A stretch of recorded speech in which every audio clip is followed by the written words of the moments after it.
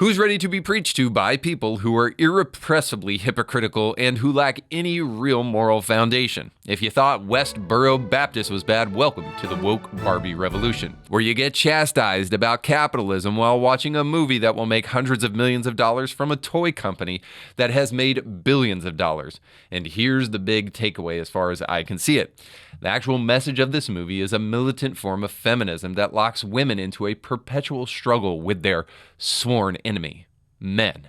But mothers all over the country will show up to this movie with their daughters and totally miss the subtext of this movie that ridicules and diminishes their husbands and the father of their kids.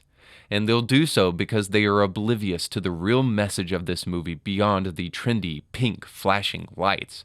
For those ready to dismiss the drama over this movie as overblown, I want to tell you why there is some concern with this movie, so at least you can consider it or maybe even share it before you take your kids to this movie and then post it all over social media as a badge of girl power. So here we go. My big problem with this movie, when it's not treating men like oafish morons and basically calling them a bunch of closeted homosexuals. If I wasn't severely injured, I would beat you off right now, Ken. I'll beat you off with you any day, Ken. Is that it is totally hypocritical. The writers of this movie want you to believe that they're brave for taking down the patriarchy, so they place a man pretending to be a woman in the role of Dr. Barbie. Right. And what a good job you do at Beach. I bet you couldn't tell that man was a woman except for the whole he looks like a dude thing. He found Captain Winky! The writers of this movie apparently want you to forget about the progress feminists have actually made, and they want to celebrate womanhood in all of its forms, even the ones with a penis, while transgenderism continues to demolish women's sports and women's safe spaces. Look, I know from the beginning you're going to say, this is expected. We get it. You're on the right. You're supposed to hate Barbie. No one on the right ever misses an opportunity to jump on woke bashing. This is just another Bud Light opportunity. You'd be totally right. If politics aside, this wasn't such an obviously bad movie. It's cringy. A blockbuster movie made by women, starring women, about women, complaining about how oppressed women are is daring us to roll our eyes. But the hypocrisy doesn't stop there. You'd think the plight of women living in mud huts in Africa is bad, but just wait until rich white women tell you how bad their life has been, telling you with a movie that cost hundreds of millions of dollars. The final issue with this film is this, as I see it. It's not only a hypocritical and not brave film, it's also part of the problem. We're supposed to believe that the Barbie movie has the antidote for all things it complains about. And some of the complaints are valid, but surprise, it doesn't have any real answers. All it has is finger wagging by people enriching themselves at the expense of your self-loathing. Woke progressivism is the problem, not the cure. Mothers all over America by the millions will drag their daughters to this movie and walk out with a sense of pride, all while they are hosted to the kind of navel-gazing that you would expect in your freshman year of community college in your gender studies class. Don't look for other Christians to pick up on the silliness of the claims made in this movie. They're busy posting Barbie quotes to prove how accepting and tolerant they are. They'll walk out of theaters with a smile, oblivious to the things that they just heard, and oblivious to the fact that Christian women should have a problem with this. The things that they derive the most joy from in their life comes from their traditional marriage to a strong man and from their ability to mother children. And for that reason, this film isn't any more helpful to your daughter or to you than reading books about queer theology. And again, let's be honest, you don't do that because you know deep down it isn't helpful and it provides no real answers. I know you expected to see a girl power flick, and you got one. It's just the wrong kind of power. I won't blame you for not seeing this in the movie. Most people can't spy the kind of lazy-ass writing that this film gets away with, as it suggests feminist claptrap as good moral philosophy. We get Mattel jamming the patriarchy down women's throats, all while forgetting that Mattel was run by a woman for 30 years. The same woman that created Barbie. You get Ken staging a coup by creating democracy and building a wall simply so that the writers can snicker with their elitist friends at parties about how awful Trump is. And this is the problem. The movie never gets to the real issues. The message that takes real bravery and boldness, that's found far past the finger wagging. The real point is that the empty platitudes and secular morality promoted in this film are the problem. Like Barbie, secularism sounds like a great alternative to faith in God and religious moral values, but it is only plastic and hollow. If there was a Barbie that provided the kind of answer that this film really needs, trust me, she'd come complete with a Bible in hand and a dour look on her face because of how oppressive Christianity has been to women. This is where some of you will say at this point, just calm down, just enjoy the movie, or don't, but it's just a movie. See, that's the problem. The movie doesn't want to be just a movie, and it never acts like a movie, and you know that. It wants to be a statement. It craves the limelight. Its writers want to create a set piece for a broader conversation about women and men in society. I'm just acknowledging the fact and saying all of their thoughts are spiritually and morally bankrupt. There's not a war between the sexes. Women are not oppressed by the patriarchy, and the Christian values these Hollywood elitists need, they hate. And by the way, it's not me saying that. Statistics are telling us that too. Americans are more stressed and more suicidal than in recent memory, while also not so coincidentally attending church and believing in God at record lows, according to a recent Gallup poll. Could it be that if a movie is going to preach, it should have a set of moral values underneath it that can support its message? That tells us two things about this Barbie movie. Now, the first one is this, is that it does have morals. They're just weak and hollow. And two, we should be honest about the kind of morals that can produce the real change our society so desperately needs. Today on the show, I'll show you how the media is treating Barbie in contrast to The Sound of Freedom and see if we can spy some media bias. We'll look at Heat Week as attention heats up and paranoia does as well with climate change and how hot it's been this summer. And then we'll look at the aforementioned Gallup poll, and I'll show you how it might tell of some bad things going on presently, but how it foretells of something that is good on the horizon. We'll talk about that and more today on Indie Thinker.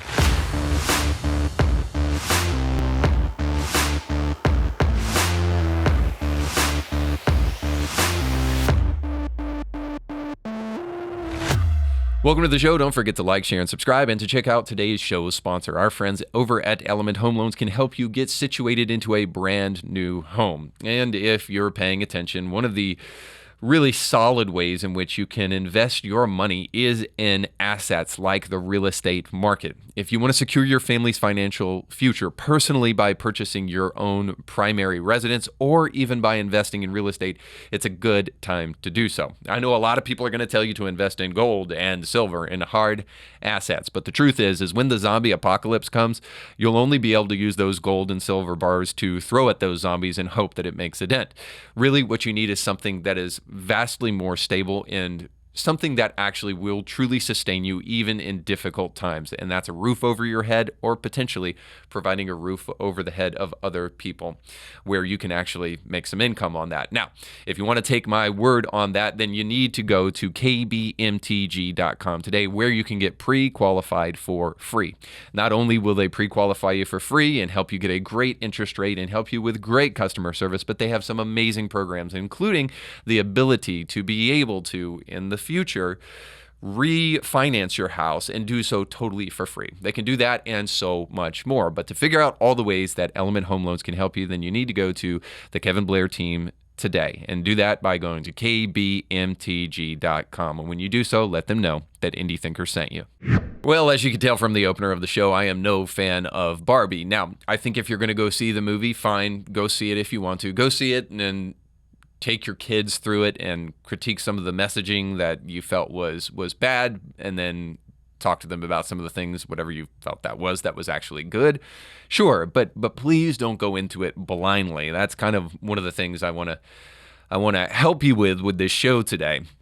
And maybe a great way to look at that is the contrast between Barbie and Oppenheimer, which opened on the same week. Now, if you think our society is getting smarter and not more irrepressibly stupid, then perhaps this is a great way to to look at our society is the contrast between these two films. Now, the internet is calling it Barbenheimer because they think it's funny for some reason, but the idea is that Barbie and Oppenheimer opening on the same week, these films are going to compete with each other, and we'll see which one actually wins. Now, I don't think it's going to be even close. I think Barbie is going to blow Oppenheimer out of the water, and that simply is because of the incredible marketing campaign that spent over $100 million to get Barbie before you in every way you could possibly imagine. And now, of course, folks are going to see it as a result of this, but it's important that we think for ourselves on these things. I mean, of course, I'm going to sound like a fuddy-duddy here, but I'm going to tell you a film that is historically based, that truly creates moral dilemma, that is important for us to consider, should vastly outweigh the kind of abjectly, morally bankrupt ideology present in Barbie. Now, of course, I could make the claim that Barbie is just this nostalgia bait movie and is mindless, popcorn movie that wants to entertain families. But of course, it isn't that. It's a political statement. And I think a good way for you to kind of see this is a couple of different ways. I want to show you two articles that talked about Barbie this past week that will truly try to help you understand the ideological basis underneath Barbie, but also, more importantly, what it says about our culture. So first, we got this from Decider. It says, "Well, folks, it's finally here. Barbenheimer weekend is upon us. What started as an internet joke about Greta Gerwig's Barbie and Christopher Nolan's Oppenheimer releasing on the same day has snowballed into hundreds of moviegoers purchasing tickets to see a double feature this Saturday. That's the financial power of the meme. In case you hadn't heard, Barbie and Oppenheimer are two very different movies. Barbie is a fantastical, theatrical, satirical, and at times musical comedy about the Eponymous doll, and by the way, I would add to it, about toxic masculinity. Its dreamy Candyland-esque set is dripping with pink and other vibrant colors. Our Oppenheimer, meanwhile, is a serious, somber, and epic 3-hour historical biopic about the man who invented the atomic bomb. Filmed partially in black and white, its aesthetic is more boardrooms and men in suits. The presumption is the target demos for Barbie and Oppenheimer will split down the gender line. But that's very presumptuous, isn't it? It's not that presumptuous. It's probably pretty true. Some of us want to see both, and others are in heterosexual relationships, fewer and fewer these days, and are forced to see both in order to be a good partner. Thus, the Barbenheimer double feature was born. You'll spend a good 6 hours at the theater, but hopefully it will be worth it.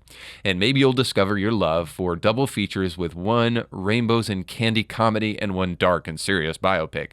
If that sounds like you, Decider has put together a list of other Barbenheimer-esque double features that you can stream at home from the comfort of your couch.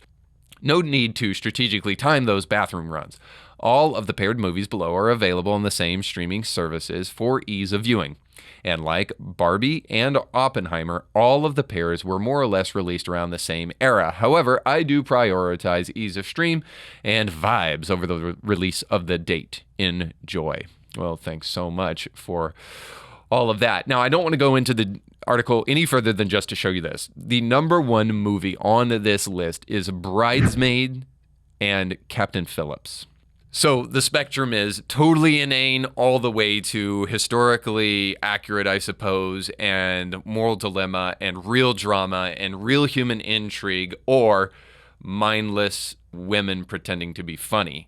Now, I think, in fact, this is a great comparison because I think ultimately the satirical, quote, comedy of Barbie that isn't all that funny at the end of the day is a perfect comparison to Bridesmaids, but more than that, a perfect comparison to the kind of film that you can expect. Now, listen, again, I'm not trying to be austere here. I'm not trying to be stoic.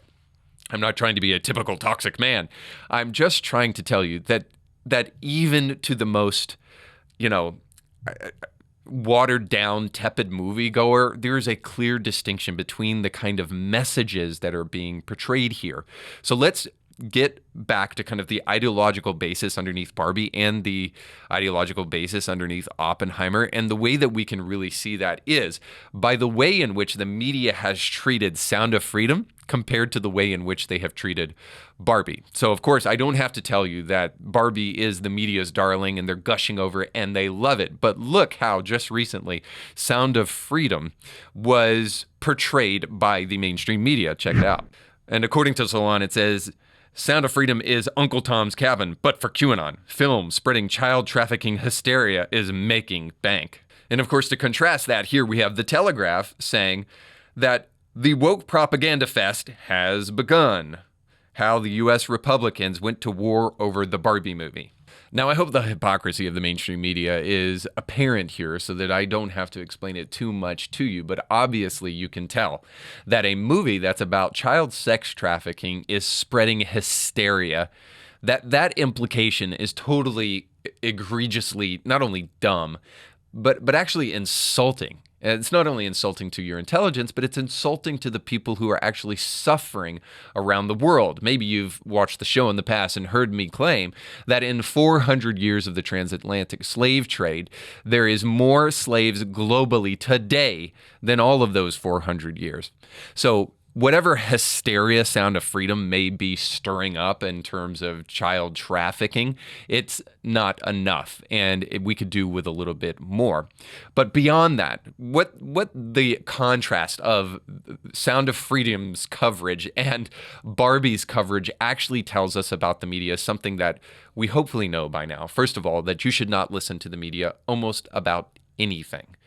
Now, second of all, that also there is an ideological basis underneath Barbie that the mainstream media wants to support, whereas Sound of Freedom, they don't want to support the ideological basis underneath Sound of Freedom. So they are teaming up to try to destroy Sound of Freedom and teaming up to try to promote the Barbie movie. Now, I have to say this, not only does it prove beyond a shadow of a doubt, so that there is no more argument about this, that there is an ideological message to Barbie. It's not just some fun summer flick.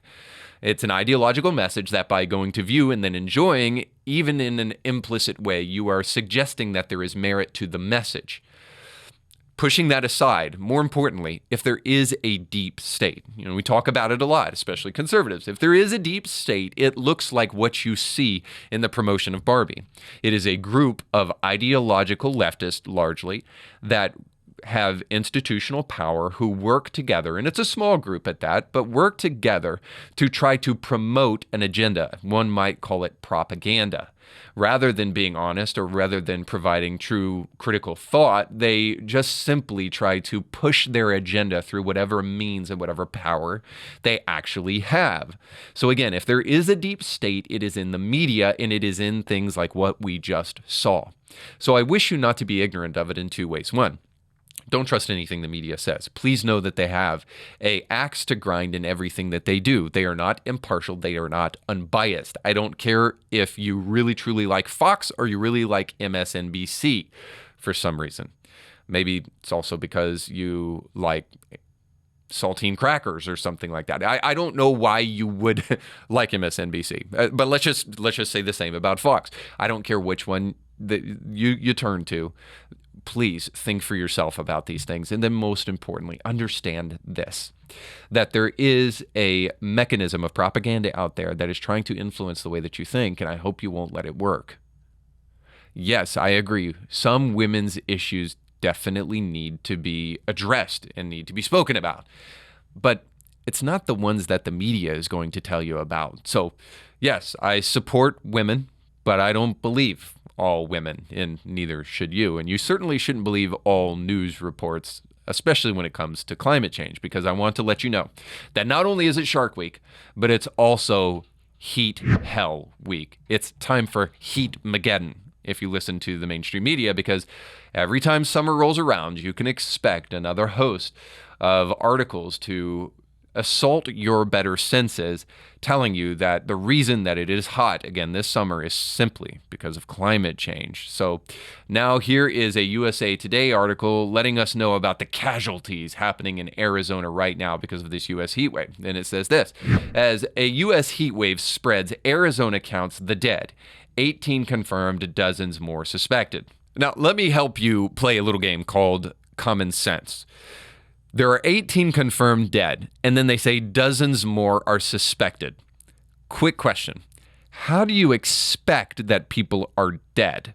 And not just a couple of people like, hey, they're in their house, but we can't get into the house because it's barricaded or something like that. But now dozens more are suspected dead. So this headline obviously reeks of complete lying. And point one about this is, if we are truly going to worry about heat, and certainly it is, if you don't have air conditioning, this could be a really not only difficult but deadly time for people, especially if you're elderly. But let's put aside for the moment that cold is way more devastating for people than heat is. And let's just say, this is a very difficult time for people, especially if they don't have the kind of energy security that they need. So what we need is energy security. We need policies that try to help our energy to be something that is sourced locally, sourced from home, rather than sourced from Russia, rather than sourced from Iran or any other foreign country. We need to develop as much energy as we can here, which means drilling here and not somewhere else around the world. But that also means this, that we cannot rely on so-called green energies, which are incredibly historically unreliable. Sure, I'm all for exploring green energies, especially if they can help us, as long as we don't have the misimpression that these energies are actually green. Just because you don't see exhaust come from the tailpipe of your electric car doesn't mean that there is not exhaust and carbon emissions on the other side of those machines that are digging for your lithium-ion batteries. So the point is that we need energy security in our nation if we're truly going to be concerned about this heat wave.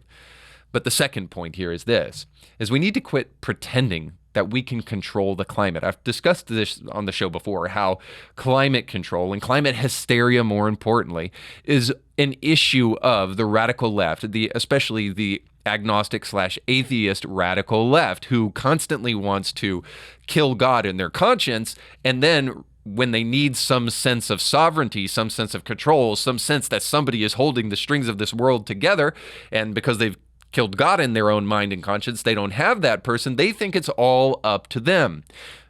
Newsflash, guys, you cannot control the climate. Now, why is it that we are so obsessed with something that we cannot control? We hear this every single year from the news media, how everything that's happening is somehow related to the climate. When your mother yells at you, or when your wife gives you a dirty look, somehow it is because of climate change. Really, the issue is a obsession with climate control, because we need to have control that we used to try to outsource to God. But since many people have, especially on the left, have gotten rid of that source of security in their own personal life, they feel like they have to control everything, and by the way, including their biological sex, but that's a different show for a different day. Now there's a reason for this, by the way, is not only because our government is incompetent, but because they are also incredibly evil. They want you to focus on the things you cannot control, because when you're focused on the things that you cannot control, it makes you less likely to focus on the things that they can control and are not. For instance, things like immigration. See, we cannot control the climate as much as we want to pretend that we can, but one thing we can control is immigration. But the Democrats seem wholly uninterested in actually paying attention to what is going on at our southern border. And if we're going to quote the devastating and truly sad fact that 18 people are confirmed dead because of a U.S. heat wave, then maybe we should hear from the news media, which we never hear, how many people have died as a result of illegal immigration. So you won't get that from the mainstream, but you will get it here. So according to CBP, Custom and Border Patrol, just in 2023 alone, you have assault and batteries and domestic violence to the tune of 825. You have burglary and robbery, larceny, theft, and fraud perpetrated by illegal immigrants, 560. Driving under the influence, you have 1,475. Homicide and manslaughter, you have 19 people that have been killed by illegal immigrants. Illegal drug possession and trafficking, you have 1,409. And of course, you have illegal entry and re-entry. So these are people who perhaps were thrown back into the country and come back in illegally. We have 5,332. And then, of course, the left is really concerned about illegal weapons and weapons that people should not have. And of course, 213 people just in 2023 alone have been charged with possession of illegal firearms. And again, all of these people are illegal immigrants. And let me state it one last time for those of you who weren't listening the first time. The reason that our political elitist, our political class, wants you to focus on the things you cannot control is so that your mind will go off of the things that actually can be controlled. And then there's one final point here. And this is an unfortunate reality that I think all of us are going to have to get used to. After all, it is 2023. And we need to finally come to terms with this reality. We've progressed far enough in the progressive movement that we can finally understand this basic fact, that there is something that continues to perpetuate climate change. It's time we started being honest about this on the right. There is something that continues to bog us down summer after summer after summer that's creating this death, that's creating this climate change, and we need to address it here. And so here's a moment of rare honesty, agreeing with the left that the climate is changing, and it does so every single summer because, breaking news, the sun exists. That's right, the sun, that big flaming ball of fire in the sky. Whenever we get a little bit closer to it, it seems that things get hotter here on this earth. And yes, the sun is consistently and always has been changing the climate. So, for those of you climate deniers out there, I hope you understand there is an enemy, and it's far above in the sky. And no, you atheist, it's not the fairy god. It's not our fairy tale god of the Bible. That culprit looming largely over our head, making it hot every single summer, is the sun. So, breaking news. It gets hot during summer, and it's about time we started getting used to it. All right, let's jump into our final segment, Bible study with Democrats. Oh, God of pronouns. Post-COVID, many churches have been struggling to find their footing now that they're opened back up, whether it's struggle sessions about diversity or far too much time spent asking, can we celebrate the statement Black Lives Matter without associating ourselves with the movement? The church is seeing a steep decline in attendance. The haters who celebrate this fact as the death of Christianity in the West not only do so at their own peril, but they also fail to realize something. Practicing Christians have been the minority in this country for a long time. The vast majority of this country is a group of people who say they believe in God and answer yes when they're asked if they believe in Jesus when they get pollsters to come around. But they're not authentic Christians. Poll after poll claims that Christianity is on the decline, but the truth is polls are finally catching up to what we've always known. As the culture shifts left and the social cost of being a practicing Christian increases, poser Christians find it less necessary to go to church or to claim when they're asked if they're Christians to say that they are. And we see that in a new poll by Gallup. Americans' belief in God, the devil, and other spiritual entities has fallen to a new low. According to a Gallup poll released on Thursday, 74% of Americans said they believe in God, while 69% said they believe in angels and 67% said they believe in heaven.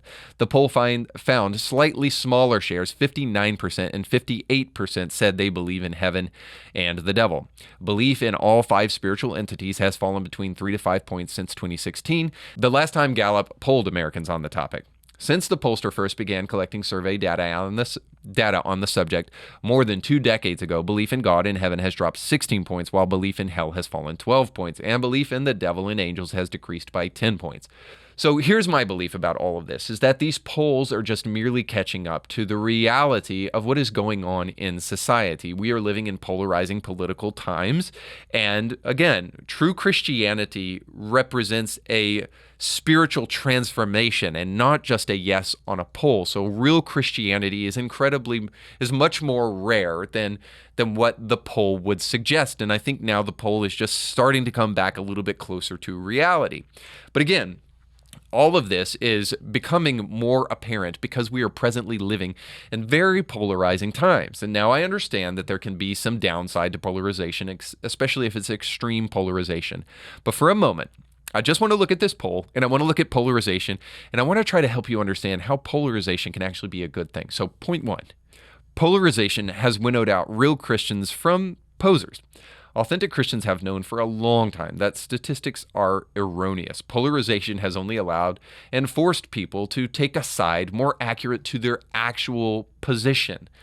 In other words, Christians have real authentic Christians who have been spiritually transformed and believe the scripture are much rarer than what these polls suggest. In other words, polarization has forced people to be exposed for what they really believe. Now, point two, polarization helps sidelined Christians think about where they stand on issues. So real Christians, when the middle erodes and there's no place to stand in the middle, it forces Christians to take a stand. And a polarized Christian is better than an apathetic one.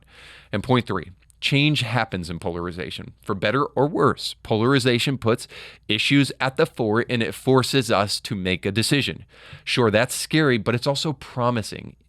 If, and this is a big if, we can find the appropriate moral structure to inform us on where we should stand. So even if you don't like the Bible, perhaps it's time you started recognizing that even the most hardened atheist has to get their moral structure from someplace. And here's where Richard Dawkins gets his. What's your moral code? I suppose it's a version of the golden rule. So if the author of The God Delusion can be honest enough to tell us that basically his moral structure is just stolen from the Christian framework, then maybe it's important for us to take those little things called Bibles, blow the dust off them, and finally start really reading them, so that we're not just smuggling in Christian values by virtue of the fact that they've been a part of our culture, but that we're actually really investigating the power and the importance of Christianity in our own daily lives. As you do so, I think you'll find films like Oppenheimer way more provocative than Barbie, among other things. All right, that's all the time we have for today. Thanks so much for watching. Don't forget to like, share, and subscribe, and go with God.